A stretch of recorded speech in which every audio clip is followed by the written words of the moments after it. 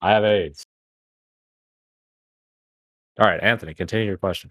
I was gonna ask, what's a your question? comic masterpiece that was in going off of? So.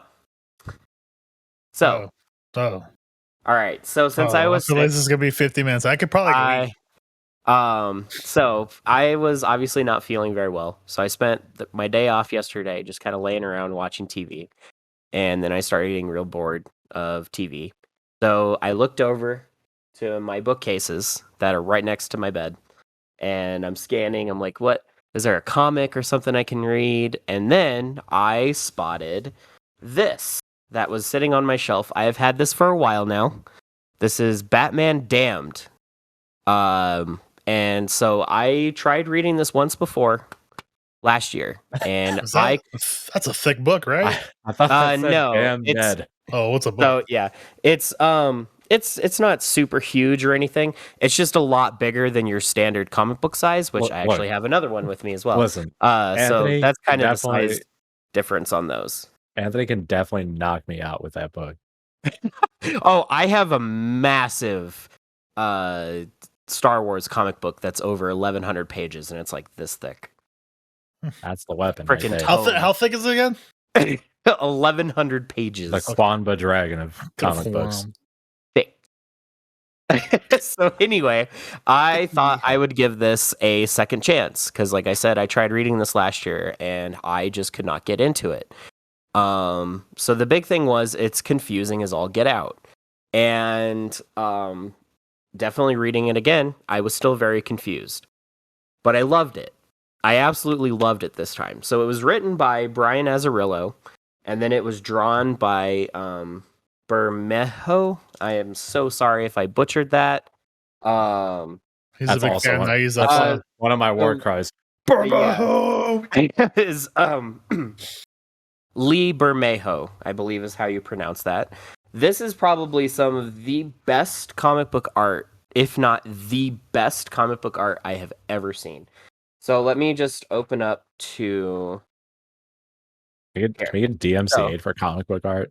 So that's pretty dope. Yeah, so this is his artwork right here. Is that where Hood? Yeah. So this is HUD. Now, hard to believe someone actually drew this. Now we're going to do page by page reading with all of us reading a separate page. That's there's Swamp Gravedigger? No, Swamp Thing. So yeah, someone drew this, and the art in this is just absolutely incredible. Here's a good shot of the Joker here at the end. As you can see. And it even comes with this cool little art print too that I will probably hang up at some point. It fell out of the book. I didn't even realize this was in there until I finished it, and then it fell out, and I was like, oh, cool, I'll have to get a frame and hang this up. For comedic purposes. Would have been funny if like a nude of Brian popped out. Like, yeah. Like, yeah. A picture for his wife, but he hasn't given it to her yet. Devin, censor that and make Brian. It could be like, oh no. Whoa. Oh, suddenly I'm not so cool. Suddenly got real hot in here, fellas. So that is the art of Batman Damned, just to give everyone a little taste. So there is some history behind this book. A few years ago, back in 2018, DC Comics decided to completely shut down the Vertigo label. And what Vertigo was, it was the more mature side of DC, and there was definitely a lot more creative freedom allowed for the creators. So that's where you got Watchmen, that's where you got Sandman, that's where you got Preacher. Watchmen. Yeah, so that's where you got those from, was from Vertigo. So DC, for whatever reason, decided to shut down Vertigo. And it was a big controversy because there was just so much great stuff came out of Vertigo. Because the cool thing, too, about it was that they weren't tied to continuity. They were allowed to create their own stories and have more freedom. I gotta look up a word. Continuity. Continuity. The word of the day. Continuity. You can continue. I was just letting you guys know. So yeah, so they decided to shut down. How do you spell continuity? You spell with a big C, an ONT, an IN, and a UITY. Hold on. Continuity. Continuity. Would you like to read us the definition, Anthony? The The Unbroken. Okay. My microphone was still picking up words, so it started picking up that. Continuity. The Is that the Unbroken and Xbox Consistent. 360 sound? That did sound like a 360 bump. Yeah, it sounds like the when you sign in. I don't know. Did you get an achievement, Anthony? Yeah, it says Achievement you're learning unlocked. words. Knowledge. Level 2 Right? English. Learned what continuity is. Mm-hmm. So what is continuity, Mr. Anthony? Continuity. A noun. The unbroken, consistent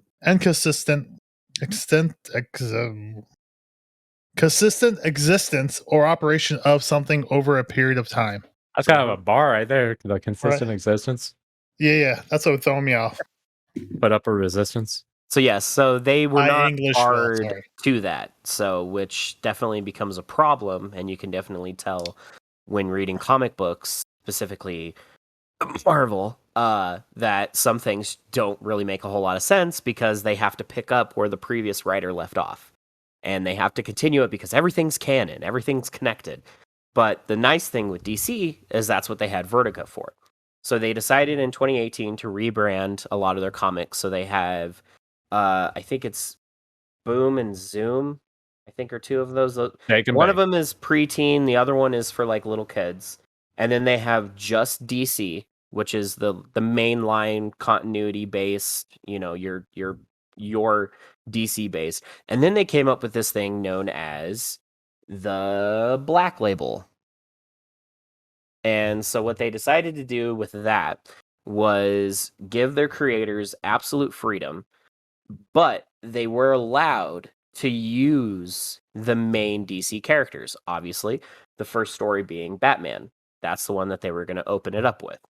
And so this was a big deal at the time, and there is some controversy with this book as well. It actually made national news. So the single issues were coming out back in 2019. The big controversy was there was Bat Dong. So you guys. Wait. Actually, while you guys are doing that, let me. This is why I never drink anything on the freaking podcast. Wait, you're just saying the glass on my lips and you say Bat Dong. No, he was waiting. That was a setup. You're saying there's Wayne Wiener in this bitch? Correct. Yes. So they actually censored it. But the first run of the single issues had it, and you can see it. It's a Google search image away. And you could tell that the artist and the writer both kind of strategically put shadow around it because they knew that they might not be able to get that passed. So, now the question I think everyone's asking is that. So is our boy Batman packing or what? Yeah. So these were the infamous panels. So this one, there's a reason why I'm covering this one panel, but this one right here where my finger was strategically placed, this right here is where you could see it. So they put shadow there to cover it. But the first run of the issues, they actually showed it. And I mean, Jimmy Fallon was talking about this. Colbert was talking about this. Fox News was talking about this. Jimmy Fallon or Jimmy Fallick? Jimmy Fallick. But it made news because people were obviously joking, making fun of it, of being like, wow, like, we're seeing Batman's thing, and for the first time ever. And so the thing is that DC was saying, Black Label, we're gonna let people, we're gonna let our creators do what they want. And so I don't know what happened. I don't know I think one of two things happened. Either they let it through. The editors were like, you know what? This is Black Label. We're trying something new here. We're letting you guys do your thing. Be creative. You guys are allowed to be MA. And they let it through. And then were not expecting the response it was going to get because obviously, let's be honest, people really don't talk about comics anymore unless you're like super dug into it like I am. They're just not really part of it. They're more niche than anything these days. And so that's probably why they were like, oh, we'll let it through.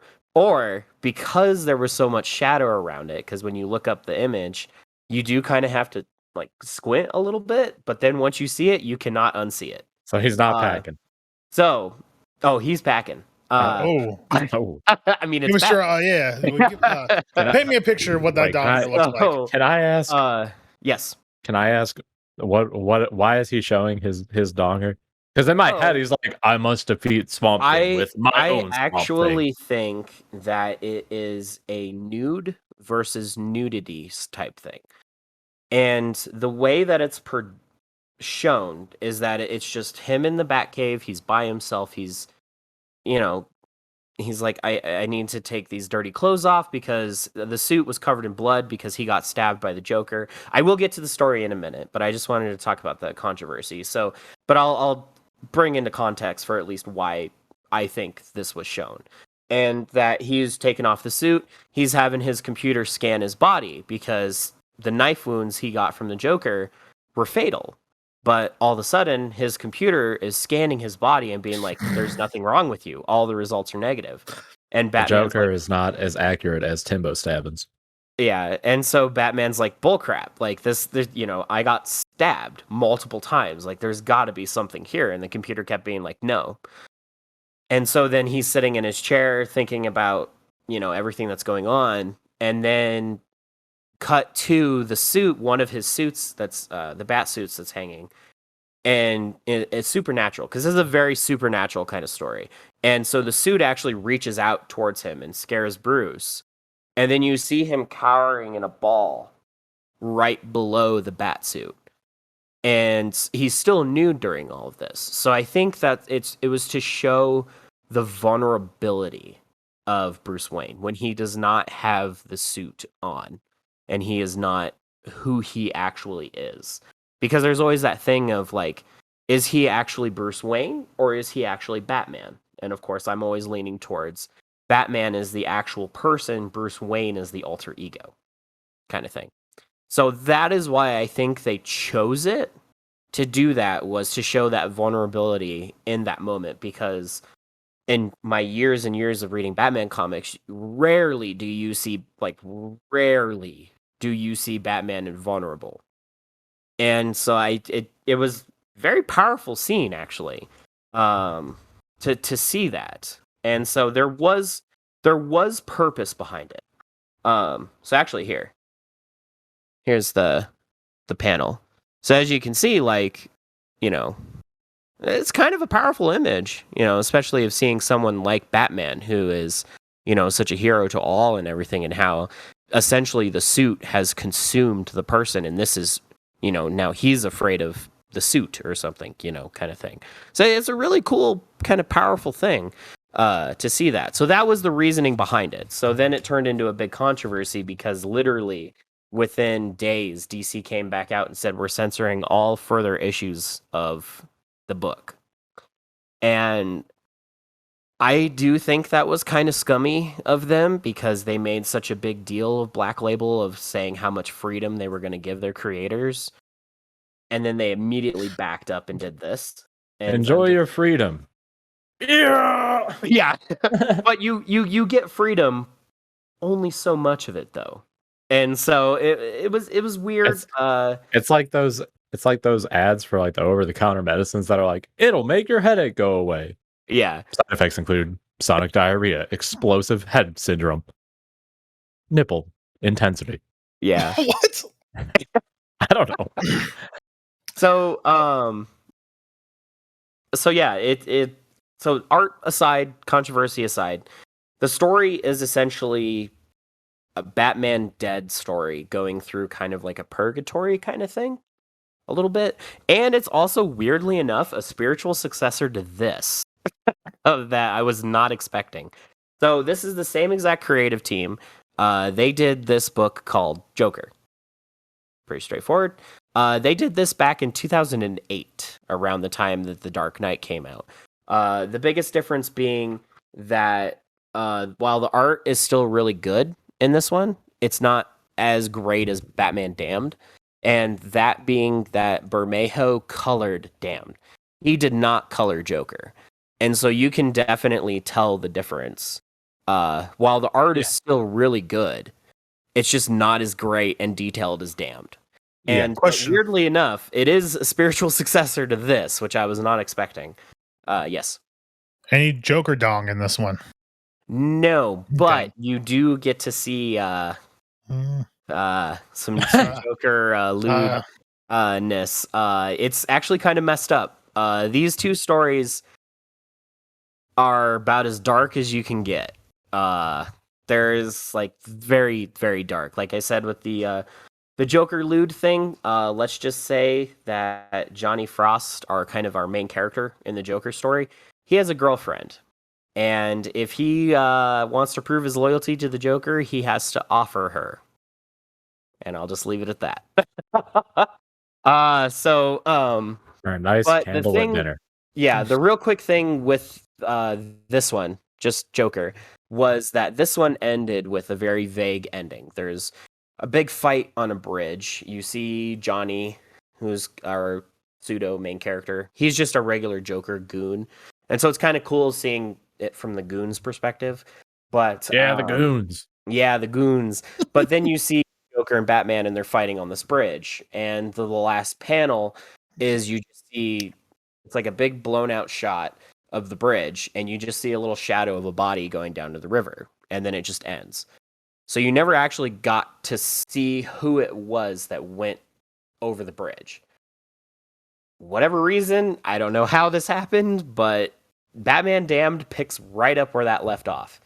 And we found out that it was the Joker that fell off the bridge. So out of nowhere, like 10 years later, they're like, hey, here's a spiritual successor to this weird Joker book that we did many, many years ago.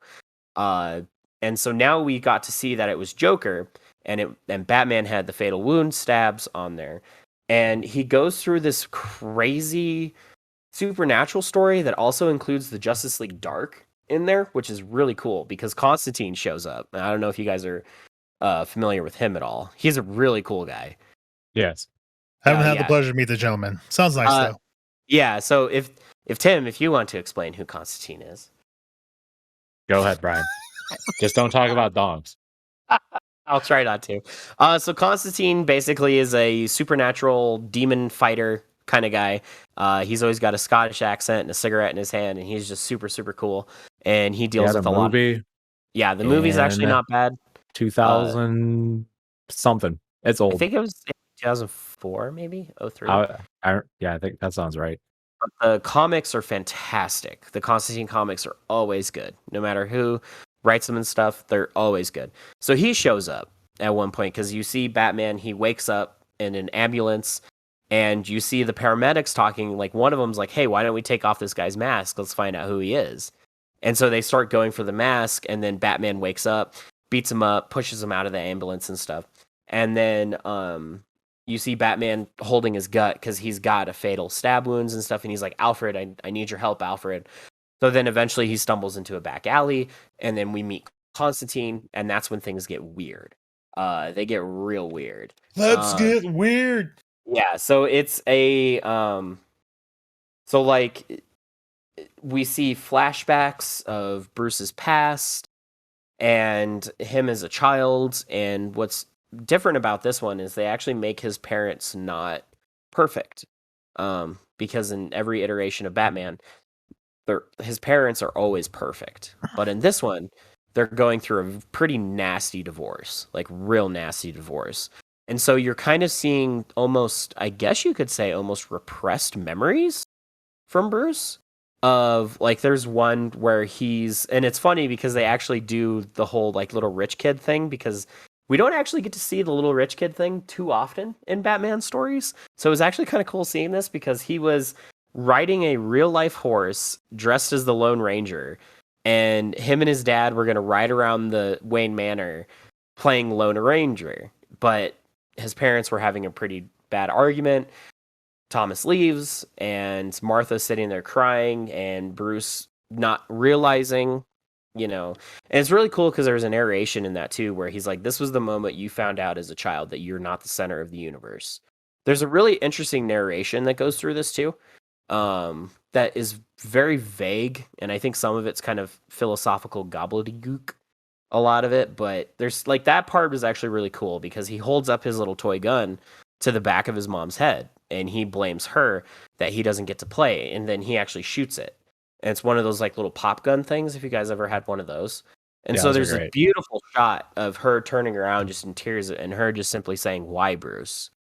And then it and again, this art is just so it's perfect. And you just see Bruce, that realization in his eyes, just being like, oh my God, like I can't believe I was, doing this. And then they had a nice cry and everything.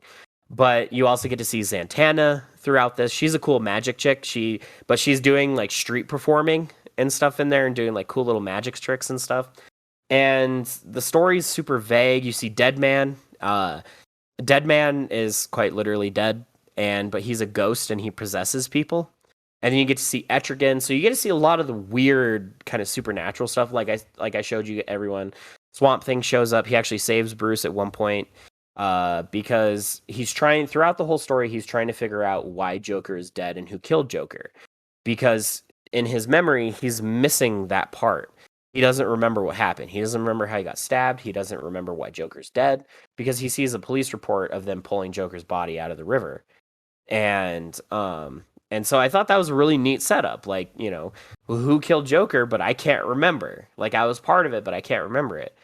And so then it turns into this whole thing. Like, you find out the Enchantress was stalking Bruce as a kid and wants his soul. And she kept calling him my tier list. And it's not really fully explained. Tier list? My tier list. Because My tier list. Yeah, since Bruce doesn't cry, because it's implied that he made a deal with Enchantress. Tears. Tears. She's making a tier list to get. Yeah, a deal with her that to become Batman, he has to become emotionless, and so that's why she calls him my tier list. And so there's that battle.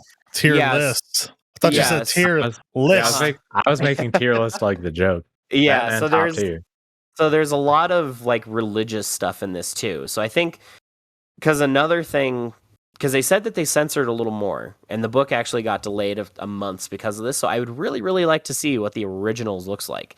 And I think some of the censoring as well was religious stuff, because in this there's one part where there's a crucifix completely decked out as a Joker. Joker smile. He's got Joker eyes, and then all over the body is ha ha ha. So I wonder if they might have gotten in trouble for that one too. But that one actually did make it into the book and in the final, like full printed hardcover copy. And then it ends super vague as well, like super, super vague. And it's implied that Batman was dead the whole time, and that, he might have actually sold his soul to hell, and thinking that if Joker doesn't have a purpose by fighting me anymore, he'll either off himself or he just will stop because he doesn't have a purpose. Because Joker's whole purpose is to keep messing with Batman, because he finds Batman the only interesting person in the world.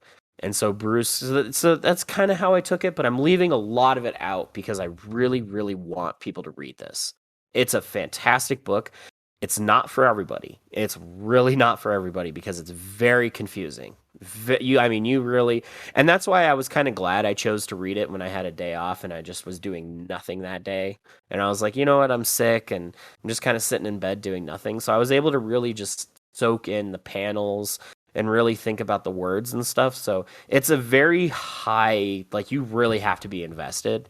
But if you manage to get through it and then digest it for a bit, then I think it is genuinely worth it. And that's why I say masterpiece, because the story is messy and the writing is a little messy, but damned is that art. Damn. Amazing. So highly recommend it. The Joker, this one is good. It's definitely a little edgelord. A lot of little edgy, kind of too edgy, some stuff in this one. But Damned, I think, does the edginess just right. It's like cooking. It's just enough spice in that. So yes. Like when you cook, Anthony. Yes. So Batman Damned, highly, highly recommend. If you guys want a full 100% spoiler, Speedrun. let me know in the comments down below. and I can do maybe a solo cast or something. Not a bad idea. So. But thank you for the recap of that. That sounds good. I would need to read that with like a pen and paper and write stuff down. Just like I wrote stuff down when I played Among Us. And you can find out if your donger is bigger than Batman's. Yeah. You can compare. Like I said, it's a Google image search away if you are really curious. But like I said, they supposedly censored more. And I really want to know what they censored out of this. Because they did get away with some stuff. Because I left it out, but there was some pretty intense stuff with Harley at one point. And I'm wondering if maybe there was a little more to that. So. Nice. Earlier, I asked Brian to paint me a picture of Wayne's Wiener, and I got nothing from him. But Devin did send me a text of eggplant emoji, so that that worked good. in the pinch. It worked in the pinch, Oh, it works out. Welcome back to the Nope discussion. Welcome everybody to Nope. Nope. So this has been a hot topic movie. I'm so excited. Topic. I am so excited to talk about this movie. So, have you guys seen Jordan Peele's other movies, Get Out and Us? I've seen Get Out. Okay. What about you? Not dabbled with any of them yet. Any of them? No. Oh, okay. Well, your homework, mister, is to watch Get Out and Us because they are fantastic. Especially Get Out. Is it all canon? No. So is there a particular order? No. So technically Get Out came first, and then Us, and then obviously Nope. Oh, but can I tell the story of the first time I watched Get Out? Sure. I was laying on my friend's hardwood floor and I fell asleep 1 minute in. I woke up and the movie was over. Wow. It was a great movie. My back felt great. Highly recommend. 10 on 10. It clears your back. Could not be better. You son of a gun. So his movies need a salty run back. His movies are all standalone, but they're all somewhat similar in the sense that they kind of have a horror-y, suspenseful. I guess the best way I've always been able to phrase them is that they're modern day Twilight Zone episodes put into movie form. That's genius. Put that on the cover. Put that over Batman's dong. Yes. Over the censoring. But so yeah, because like Get Out is a very heavy social commentary, specifically race social commentary, and I do think it is done very, very well. Yeah. For both sides, I feel. And then Us definitely does not have the social commentary as much. It's more of, I guess, kind of an exploration of yourself kind of thing. I don't know. Us, I kind of struggle with the themes on that one. And then Nope, it was, I like to say, an exploitation movie. And what I mean by that is that the movie, I feel, was literally about exploitation. It's about specifically the entertainment industry and it exploiting actors, animals, anything and everything for as long as they can get that buck and they can get butts in the seats. That's all they care about. So I feel like Nope's whole thing was that. So, but before I get into any of that, the quick synopsis is I highly recommend everybody see it because I think everybody can get at least some kind of enjoyment out of it, in some shape or form. The acting is fantastic in it. Daniel Kaluuya comes back, which is yes. I recommend that if you want to ensure your enjoyment, to lay on a hardwood floor before watching it.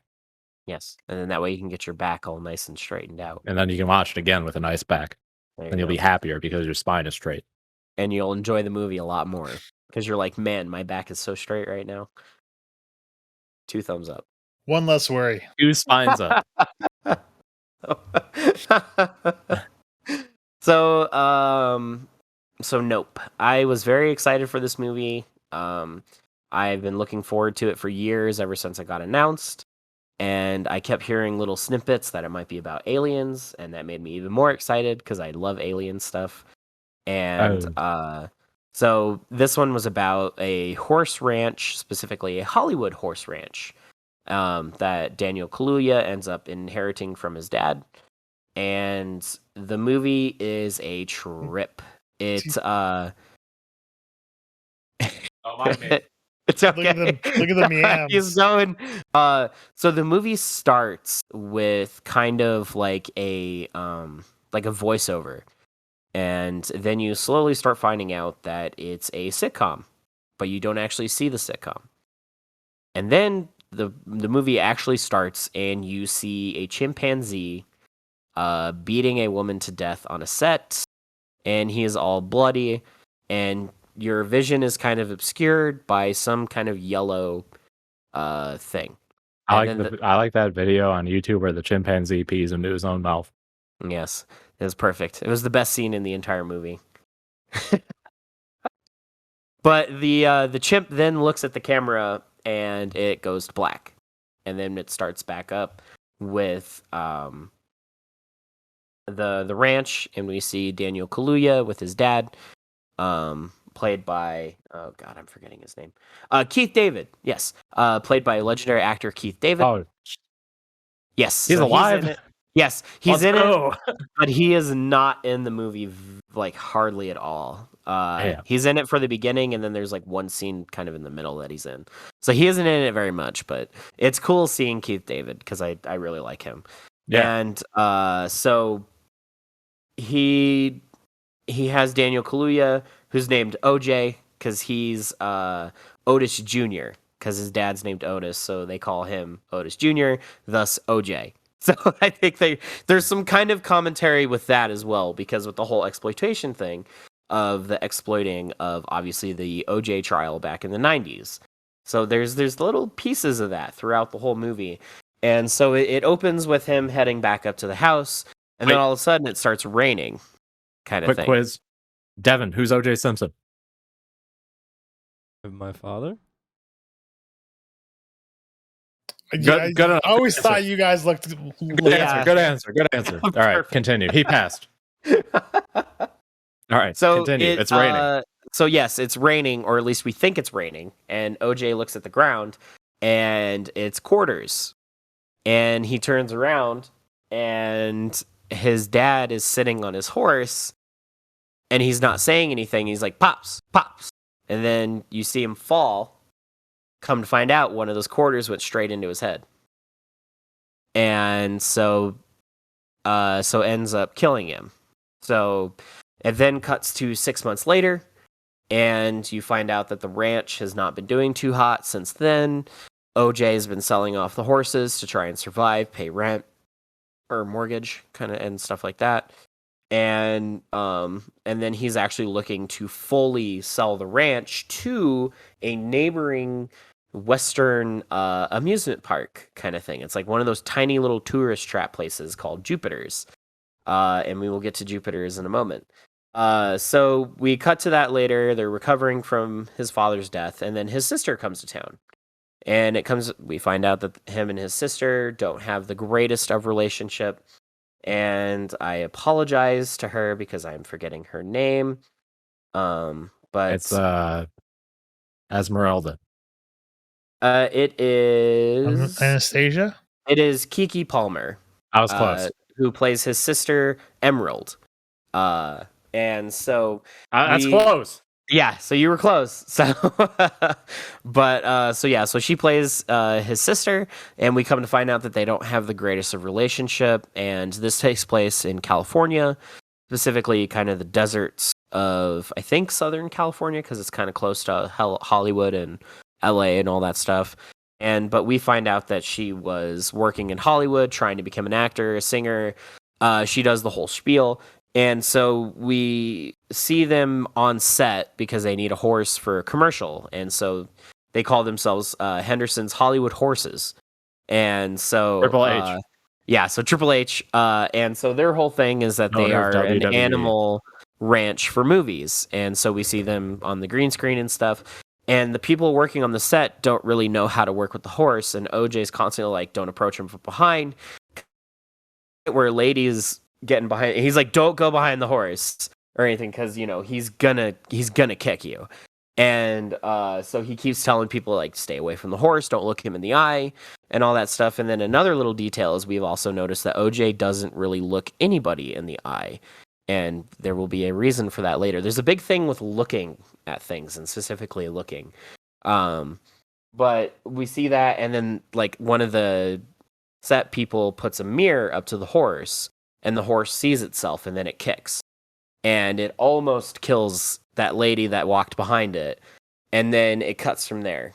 And so then we finally meet Jupiter, who is a great actor as well, but I am forgetting his name. But we find out that he was a child actor way back in the day, and played by Steven Yeun, who plays Ricky, or Jupe, as he likes to call himself. He runs a little Western ranch named Jupiter's, and he's banking on the fact that he has that old child stardom because he was in a really big movie back in the day, and then he was also in an infamous sitcom that was during the 90s. And what happened, it was called Gordy's Place. And the premise of the sitcom was that it was just this family that just took in a chimpanzee, and he was part of their family named Gordy. And so Jupe and Gordy were friends in the show. They were best friends. But the reason why the sitcom was infamous was because one time during filming, because the show got to 2 seasons, but it got canceled because one day the chimp went crazy, killed 2 people, and mauled another actor. So he killed the mom and the dad, and then the sister got brutally mauled. And that, I think, was supposed to be a commentary on, because something actually like this did happen. It wasn't a set or anything, but it was a Hollywood couple. It was Travis the Chimp. If viewers at home, I'm not really going to go into this, but look it up. It's called Travis the Chimp, and it was a real thing that did happen. And the woman that got mauled by the chimp is still alive to this day. And it's a very fascinating and very tragic story. But I will not go into that right now. So that's the thing of that. And Jupe is kind of living off of that high that he got to be a part of this, kind of urban legend kind of show. And he actually, in his office, he has a secret door that leads to all this memorabilia and stuff that he has from Gordy's Place. And he actually got to keep some of the things from the day that everything happened. And we find out later in the movie that he was actually there and was possibly going to get killed by the chimp. And ever since then, he's kind of had this weird trauma from it, but he's kind of banking off of it because at one point he mentions that somebody paid $20,000 to just sit in this room for a night because he actually got to keep the shoe. The shoe has been a big, big discussion piece for this movie because during the couple scenes of we actually see the chimp, we don't actually see the people getting murdered. But it's kind of one of those things where, like, the body falls behind a couch, but then you see the chimp kind of doing this, and you just see the feet. So it's tasteful in that sense. Like, you don't actually see the chimp brutally murdering these people. So, but during that part, there's this shoe that's sitting perfectly upright during the chimp attack scene. And Jupe actually kept that shoe, and he has it displayed exactly like he saw it.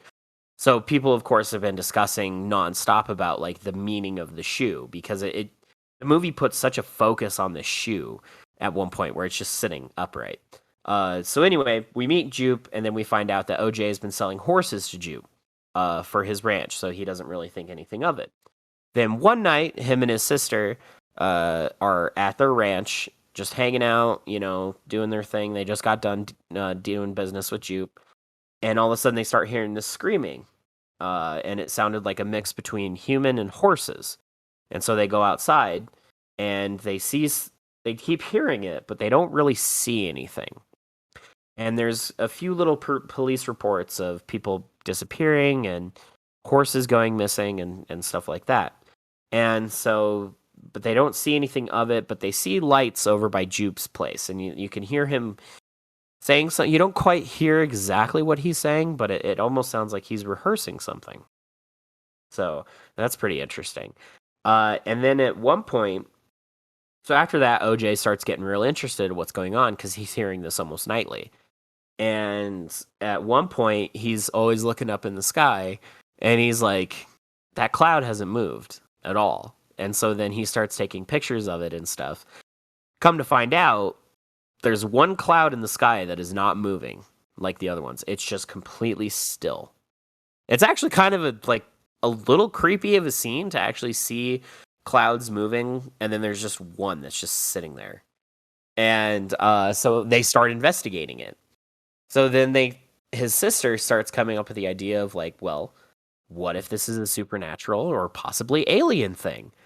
So they go to a Fry's Electronics, they buy a whole bunch of surveillance equipment, a bunch of cameras, because they want to completely surveillance the ranch and everything. And then we get to meet another great character named Angel, who helps them set up all the cameras and everything, but they won't tell him what it is. Oh, yeah. It should also be pointed out that characters in Jordan Peele movies are unbelievably well written. Yes. Yeah, they are so good. Great. Yeah, like I've really cared for all of his characters in all of his movies. And Angel is definitely another one that's really great because he's this like bored guy. He's, probably just existing right now. He's got nothing going for himself. He's just working in an electronics store, just existing. But then these two people come into the store and all of a sudden they're buying all these cameras and stuff, and they're not saying why they need the cameras. And he actually comes and helps them set up the cameras, and they continue to tell him, we're not going to tell you what's going on. Because while they're setting up the cameras, it's a really funny scene. Because OJ's like, no, I need you to point camera up. And so Angel's like, okay, this is weird. So then he points it up just a little bit, and OJ's like, no, keep going. Angel's like, okay. So then he's scrolling up. And then at one point, I thought it was a really great acting. Because Daniel Kaluuya, just his face acting is incredible. Like, he doesn't need to say anything. And he can he can portray so much. And there's just one funny little scene where he's not even looking at Angel, and he just kind of goes. It just keeps putting it up, and he's like, okay, fine, I'm gonna point these things at the sky. And so all of the cameras are pointing directly at the skies, and a couple of them are pointing directly at that one cloud. And Angel's like, why are you guys watching the skies? Are you guys looking for aliens? And he like immediately gets invested because he's just like, yeah, I want to hunt aliens with you guys. And they're like, nope, we're not doing nothing. Don't worry about it. We're just pointing the cameras at the sky. We're just watching birds. And he's like, okay. So they kind of shoo him off the ranch. And come to find out, when this thing starts moving, whatever it is in the sky, electronics start shutting down completely. So it's that kind of thing. So as they're watching the cloud, they notice the cloud starting to move. And as it's moving, the cameras will start shutting off one by one. And so it's a kind of a cool scene because you actually get to watch the cameras shut off as the thing is moving. And so that's a really cool scene. So then at one point they actually almost catch it. Like you actually can see, and they show it a little bit in the trailer. It does look like a flying saucer from an alien, that classic 1950s silver dome plate kind of looking thing. So that they catch a glimpse of that, but the camera shuts off just in time before they can get a full shot of it. So then it comes to nighttime, and they're disappointed because they didn't quite get the shot, and they get the idea of let's put out a horse decoy because the previous night one of their horses got out and completely disappeared. So OJ picking up on this is like, well, why don't we go get a decoy? And at Jupe's place, he has this giant ceramic horse statue that's like a life-size horse statue sitting right outside his little amusement park thing. So OJ gets the idea to steal this thing and leave it in the center of the ranch and put flags and stuff around it to try and get whatever's attention it is. Because right now they're thinking it's aliens abducting the horses. So with that in mind, they leave the horse in the center, and that night there's a part where one of the horses is starting to go nuts in the stables. So OJ goes and checks it out, and there's what looks like a gray alien standing in the stable, and OJ catches a glimpse of it, and it's kind of, doing the peek around the corner, not saying anything, and it's it looks like a gray alien. And OJ's like, nope, nope, nope. There's a lot of that in there too, where they're like, the characters will just be like, nope, I'm not doing this, nope, not doing that. And so OJ starts backing up, being like, nope, nope, nope. And he's keeping his distance, but he's getting out his phone because he wants to take a video of this thing. And it starts getting closer and closer to him. And then eventually 2 more of them show up. And there's one behind him, and then there's the 2 of them in the front. And it's actually kind of a little bit of a creepy scene because the 2 of them kind of peek around the corner, and he's like, And then he turns around, and then there's another one just standing there. And then they charge him, don't do anything. They pull off masks, and turns out it's Jupe's kids. He has 3 kids, and the kids are like, screw you, this was for stealing my dad's horse. So they went in and messed with OJ because they found out that OJ stole the horse. Meanwhile, this is happening. The electricity starts shutting down again, and the ceramic horse gets pulled up into the cloud. And then the flags that's attaching to it are kind of floating in the sky, floating down. So that's where you get the poster image. I don't know if you guys have seen the poster for it, where it shows the cloud and there's kind of like that string of flags hanging from it. So that's where that shot came from. So the ceramic horse gets picked up, and then the cloud flies off, and then you continue to see the string of flags from it. So during the day, the cloud has this one specific spot it sits in, and you just see the flags hanging from it. And it's a really cool shot. And so they're just sitting there watching it. And during the day, it doesn't move at all. And so during this, it keeps cutting to like the names of the horses that keep getting abducted. So we see like 3 horses get abducted. And then eventually we see the full Gordy's place incident happen. The full thing.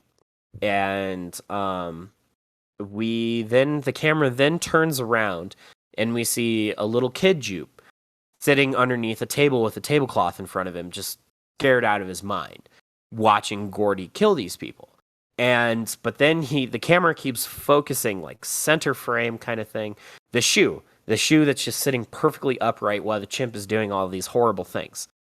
Eventually the chimp sees him, and it's I dare say it's probably one of the creepiest things I have ever seen in a movie in a long time. Like, it is genuinely unsettling, this monkey scene. And I think it's just because of how realistic it was. It was done very, very well, and very tastefully as well. And it gets creepy when that monkey, because he just kind of sits there and he's, breathing heavily and stuff, and his mouth's all covered in blood, because, I mean, he's eating these people, and then his hands is all covered in blood, and the shirt he's wearing is all covered in blood, and he's just sitting there, like, by this table, just breathing heavily. Like, you can tell he's confused, he doesn't know what's going on, and then he just kind of turns over, and he just sees Jupe under the table, and then he slowly starts moving up to him, and then he comes right up to the camera, but there's that yellow tablecloth in the way, and then you can see Gordy's, I don't know, mental state change or something. And then he does a fist bump, because one of the things for the show was Jupe and Gordy would do this fist bump, and they called it the first explosion bump. And so Gordy kind of does the monkey thing of, like, hang out his paw like that, and then Jupe kind of slowly does it back, and as they meet, you hear a gunshot, and then that's when Gordy was killed. And then it cuts to black and goes immediately to adult Jupe, and you just see him spacing out in his office. And his wife is just, like, it's implied that this happens often, that he just spaces out and thinks of this moment. Because I think he has a lot of undealt with trauma from this. But his wife's sitting there getting everything ready, because they do daily Western shows. And so she's just getting ready, she's getting his hat tidied up for him, getting his shirt tidied, and he's just sitting there just spacing out, thinking of the Gordy stuff. And then eventually he snaps to it, and then she's like, okay, we got to get ready. Today is the first day of our new show. So then we cut to the stadium, and he's introducing the new show, and he's like, I'm going to show you something you've never seen before, and I'm going to completely change your worldview, because yes, there is life out there and everything, and getting it ready and all of that. And so he reveals next to him in this big thing is a horse. one of OJ's horse. And he does the big reveal of like, I'm going to show you aliens, real life aliens. They are here right now as we speak. And I'm going to show you guys this. So then he opens up the gates and the horse is not moving. It's just not moving because then you can start seeing the electricity going down and his speakers are kind of getting weird. And so the horse refuses to move. And it's in this like big glass case. So the top of it's covered. That's a big detail. The top of it is covered. None of the people are covered. And then we actually see his co-star, his older sister, I think, in the show.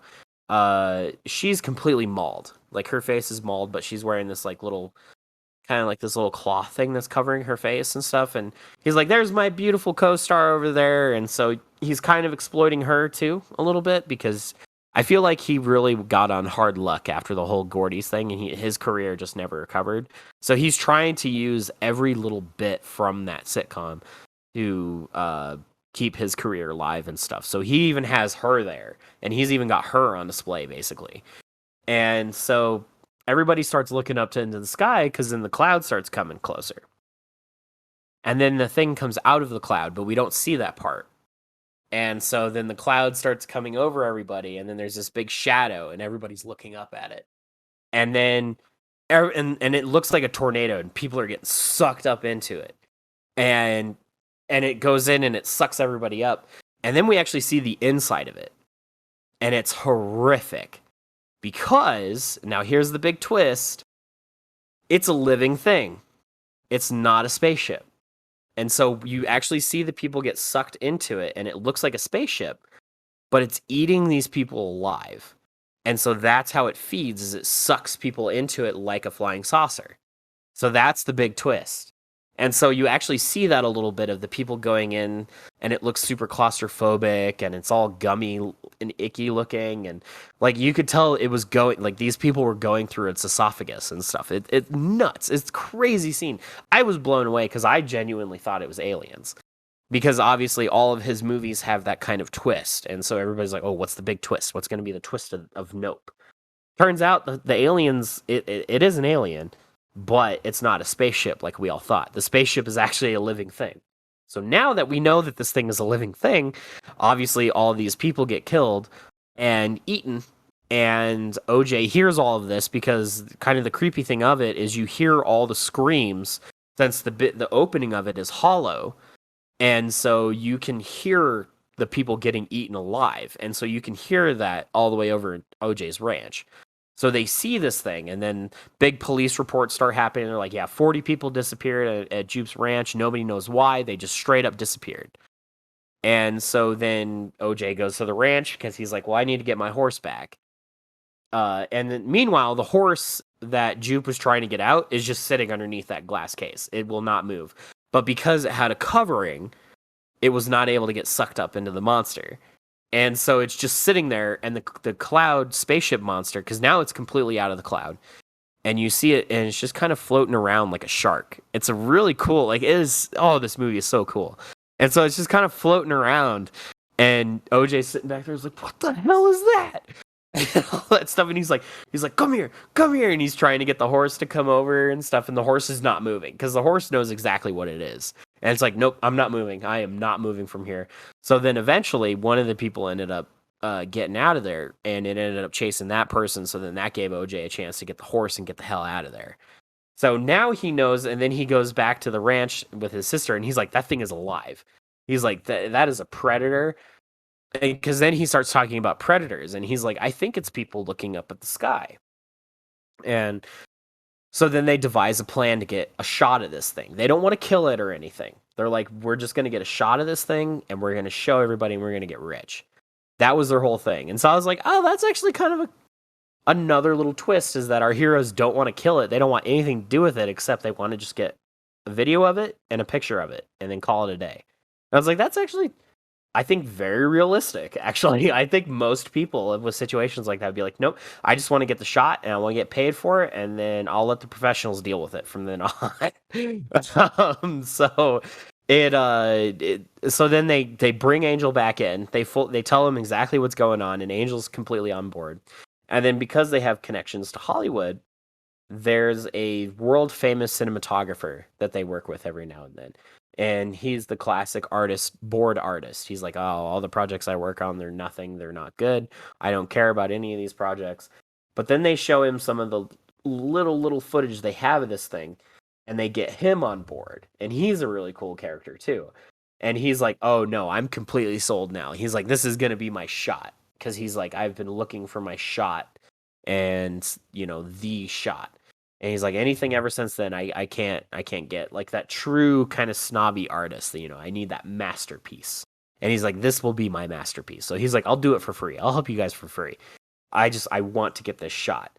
And so they tell him about the electronics, and come to find out he has a very old-timey camera that he built himself. That's one of those cranking cameras. And he's like, it's not electronic at all. So he's like, we can get our shot because it's not electronic. So they shut up the cranking camera, and then Angel, just as backup, has digital cameras set up. So they set cameras everywhere. They have Emerald's. She's back in the ranch watching the cameras, the video cameras, and then OJ's on his horse, and he's the one that's going to try and get this thing's attention. And then there's also a car lot that's nearby that has all those like floating tube men guys. So they decide to hook up a bunch of those along the ranch. Yeah, exactly. So they decide to hook up a bunch of those because they think we can watch where this thing is because it hides in the clouds. We can watch where it is because, one, the tube guys will just die because they're electric. And it's cool, like, watching the ship fly around when the big action stuff starts, because then the tube men actually, like, flate up, and then they deflate when it moves, and then they'll flate back up, and it's cool. I don't know, it's just cool to watch. And that's me when I'm drinking. Yeah. So you see that food throughout the whole thing. And so then they set up the big thing. So, they have the cinematographer with his big cranking, and he's sitting there cranking it. And then they find the cloud that the monster is hiding in. And so then OJ comes up riding up, and then they're all getting ready. And then all of a sudden, this guy in a motorcycle comes up, and he's wearing a big kind of chrome-looking helmet, biker helmet, and he's got leather jacket on and stuff. And Emerald's like, oh shit, I think that guy's with TMZ. He's like, oh no, the paparazzi's here, because obviously people are starting to sniff around because of Jupe. With it being in LA and Hollywood, you're going to start getting those paparazzi guys starting to sniff around. So this guy comes up on a motorcycle, and everyone's like, oh no, this guy's going to screw up this whole thing. He's going to get us killed, and he's going to get himself killed. So then OJ rides up to him on the horse, and he's like, what are you doing? We're shooting a movie here. You need to leave. This is a closed off property. This is private. You need to leave. And then the guy pulls out like 3 cameras all connected together, and he's like, what? You want to get your 15 minutes of fame, right? I'm with TMZ. And then sure enough, Emerald was right. He is with TMZ. And he's like, well, you want to get your shot, right? You want to get your 15 minutes of fame. So let me know what's going on here. I know there's something weird going on here. And they're like, no, you need to leave. You're going to die. And the guy's just not listening to him. And he's wearing this chrome helmet, but he won't lift it up or anything. And so he's like, well, screw you guys. So then he puts all of his cameras away, and he's like, I'm riding into Jupe's ranch. But then he starts riding, and they're like, oh, no, don't go in there. You're going to screw this all up, because he's on an electric bike, we find out. And so he's riding his electric bike in, and then it starts shutting down. And because he was going so fast, Emerald's radioing to them. She's like, he's got to be at least going 60 miles an hour. If that thing shuts off, he's not going to survive that. And so they're just watching him ride along. And then sure enough, the bike dies. The guy flies off of his bike, and his legs completely shattered. His arms all messed up, and he's just laying there on the ground, and he starts screaming. And they're like, oh no, he's making noise, and he's looking up. Because eventually OJ finds out, if you look up at it, it will kill you. And so he's thinking it's a predator-prey thing. If you look at a predator in the eye, you're going to die. And so that's why I think they showed the Gordy thing, because a lot of people are like, what's the point of Gordy? Why do we need to keep seeing Gordy? And I think it was because of the tablecloth, which I guess we'll get into theories in a minute. So anyway, back to the summary. So we had... so the TMZ guy's laying on the ground, bone shattered. So OJ's like, all right, I'm going to ride up to him. I'm going dark, because he's like, well, once I get close to this thing, obviously my walkie's going to die. So that's why he says, I'm going dark. And so he rides up to the guy, and the guy's like, come on, he's like, make sure you get the shot. Here's my camera. And so he like doesn't even care he's hurt and stuff. He's like, we just need to get this shot. We need to get the money. And so I think that was definitely Jordan Peele trying to say something that, a lot of people these days do more of this than actually helping. Like there's a whole subreddit of, I think it's called I'd Rather Film, where it's just videos of people holding their phone and just filming something instead of actually helping. Yeah. And so so this TMZ guy laying on the ground, crippled probably, if he were to live, saying we need to get the shot. And then OJ sees the thing coming up and it's coming out of the clouds and it's starting to move real slow. And OJ is sitting there like this, not looking at it. And the guy's obviously laying on the ground looking straight up at it. And then he gets sucked up into it. And OJ the whole time is looking down on it. And the monster alien or whatever just completely ignores him and keeps moving. So then that's when OJ's theory got confirmed, is if you look up, it will come after you. But if you don't look at it, it won't look at you. So they use so then he gives it a quick look, and we see the whole of it that it sucks people in looks like an eye. It's a really cool looking thing of where it does look like an eyeball. And so then he rides across, and with the inflatable tube men, they start kind of messing with it a little bit because they have the tube men and stuff. And so then it turns and all that, and OJ's sitting there watching, and he's like, oh, I think we pissed it off because we're starting to learn about each other and all that. And so they decide to use, because the flags are still hanging from it.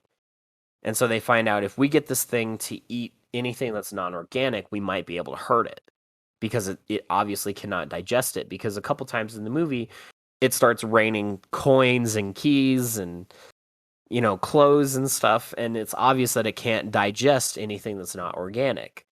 And so they've learned about this, and so they're like, okay, we're going to get it to eat the fake horse, because that fake horse statue is still there. And so we're like, we're going to try and get it to eat this thing and then hopefully kill it. And so so they lead it back to that, and then it turns into this whole thing, because then eventually the monster learns about this, and it starts flying around, and it eats the cinematographer guy, because he's like, I need to get my shot. Don't worry about me, guys. So then he has Angel working the big one, and he has a little one. And so he's sitting there shooting it and stuff, and he's looking directly at it, and it's moving above him, and then he gets sucked up into it, and you actually see it from the camera's perspective for like a second, but then the camera drops and dies. So the cinematographer guy dies. Angel almost gets killed, because then the monster goes after him. And then OJ's on his horse. Emerald gets on the bike. They do the whole thing, no, you go, no, you go. So they kind of make a fun little joke of that. And then eventually OJ's like, I'm going to go. Obviously, I'm on the horse, so I can outrun this thing a little bit better than you can on the bike. So then he distracts the monster, and then it actually starts to morph. It turns into almost an Evangelion angel. The reason why I specifically say Evangelion is because Jordan Peele expressly said Neon Genesis Evangelion inspired him for this movie. And I thought that was so cool. So it actually looks like a crazy, like, old world view of what an angel looks like. And it actually morphs into this thing, and then it starts like growing this big mouth kind of thing. And so then, they start chasing that, and then it starts chasing him, and then it goes after Emerald for a little bit, and then it turns around and goes after OJ. And then at one point it goes into the ground and the dust and stuff, and we don't see what happens to OJ. So then now that gives Emerald a chance to escape, get back to the to Jupe's thing, because throughout that we see this giant balloon cowboy, this probably like 20 feet balloon cowboy that was there. So she devises the plan of like, if I can get this thing to eat this cowboy, I can probably kill it because of the helium that's inside of it. Because obviously this thing can't digest this stuff. So if I can get it to eat this big cowboy, it might be able to kill it. So then it turns into this big thing, big climactic battle between this thing. And the cowboy floats up. She cuts the rope to it and everything. And then the cowboy starts floating up. And then the monster eats it. And it explodes. The whole thing explodes, killing the monster. And then I was gonna say, what happens when the monster falls? But I guess if it explodes, that's an easy solution. It pops. It pops like a balloon. There's a lot of balloon images in this movie. Like when the Gordy attack happens, there's a lot of balloons popping. And throughout like Jupe's show, balloons are popping. So I think that's kind of to give people the idea that this thing might have been similar to a balloon. And so Or then they gotta make noises just in case anyone's sleeping on the floor because the director might have heard that someone was sleeping on the floor during his first film. Yes, he might have. He might have heard that and said, "Hey, I might need to fix this." So then it explodes. We see the cops start showing up, and then in classic Western movie fashion, we see a dust cloud and we see OJ there. And then so they kind of exchange smiles, and then the movie just straight up cuts to credits right after that, and it ends. So Okay, hold on. All I could think when you're talking about all the people getting sucked up and getting eaten, I just imagined Anthony eating his ricotta and sausage, and that's all he's thinking about right now. He's just like, that monster's eating good, and here I am. I know he looks Listening really to a movie. hungry. He also looks tired too. Anthony's just Right. like go downstairs, just I am. Yeah. My mind's not there. I called you Ryan for a second, Brian. I'm sorry. But yeah, Yes, yeah, I mean- thank God you're in another state because I would drive over and strangle you right now. you can't spell Brian without Ryan. like I said, I love this movie. There's a lot to talk about. Anthony hit his mute button. So there we go. There he goes. So I think that he's is coming to Nope. strangle you. We're on a timetable now. Yeah, so that is Nope in a nutshell. So obviously there's a lot of discussion on it because it's so open-ended. It's kind of left a lot to interpretation because they don't really go into details of what the thing is. At all, really. Like we don't know where it came from. We don't know how long it's been here. So it was like, Get Out was obviously like a commentary on like racial things, Yes. and then this is like Hollywood and people's obsession with taking out their iPhones and shit. What was Yeah. Us? What was Us? Us, I think, was about I want to say it had something to do with like your real you. Because I'm like, Like I like can't recall Us at all. Like I don't even Yeah. remember seeing like a preview for it or anything. Yeah, and I've only seen it I think maybe twice. And so I can't really fully recall it, but if I remember correctly, I think it was a commentary on like showing your real side and what you actually are, but people always kind of have this mask about them. And I think that's what it is, but I'm not 100% on that one. But Nope, I 100% say it's an exploitation film because it's about exploitation as a whole. And I don't think it's more so about the alien and the monster and what it does, but I think it's more of the fact that everybody became fascinated with this thing because they wanted to get rich off of it. And so the big debate as well is like, what was the point of Gordy? Because they made Gordy such a big deal. And I think the point of Gordy was to show how far we take it. We take it too far. That's what I was thinking. Because my mind immediately jumped to thinking of like Heath Ledger with the Joker, of like Right. how fantastically he played the Joker, but because he literally went too far that he actually like just completely ruined his own mind. Right. That's And kind then of what. Yeah, go ahead. I was just gonna say, I think the final, like when I was watching the movie, I was like, oh, okay, I think I get it now. Was when the TMC guy showed up. Yeah, Because I feel like that was the like, if you don't understand the point of this movie, when this guy shows up, then you aren't really fully paying attention. Because I mean, the guy is laying there with shattered bones and is like, we need to get the yeah. shot. That's when you're describing it. That was kind of like my aha moment for sure. Yeah. Of like, yeah, okay, I get it. And then saying that the thing it like looks like an eye even Mhm. specifically. Yeah, and Yeah, it's it's all very. about looking as well, because there's a lot of like when OJ's dealing with the horses, he's always like, "Don't look him in the eye." And then something that I didn't really notice too much when I was watching the movie, but then all the because it's been a fun little rabbit hole going down and seeing what people think the movie is about, and because everybody kind of has it a little different from each other, so I think that's been kind of fun to see. But one person said like, if you ever notice, OJ doesn't really make eye contact. With Yeah, anybody. you mentioned that at the And start. I didn't notice that until that person pointed it out, and I was like, "Wow, you're right," because he literally is constantly like looking at the ground, or he'll kind of do this like look up kind of thing, but he never really like directly looks at somebody.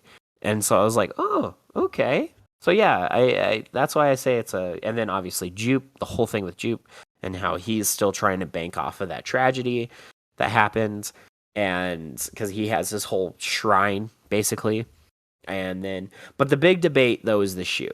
A lot of people are like, "What's the point of the shoe?" Because I mean, during the Gordy thing, the shoe is standing perfectly straight up. But I think the shoe was a distraction, and I think it was to show the whole eye contact thing.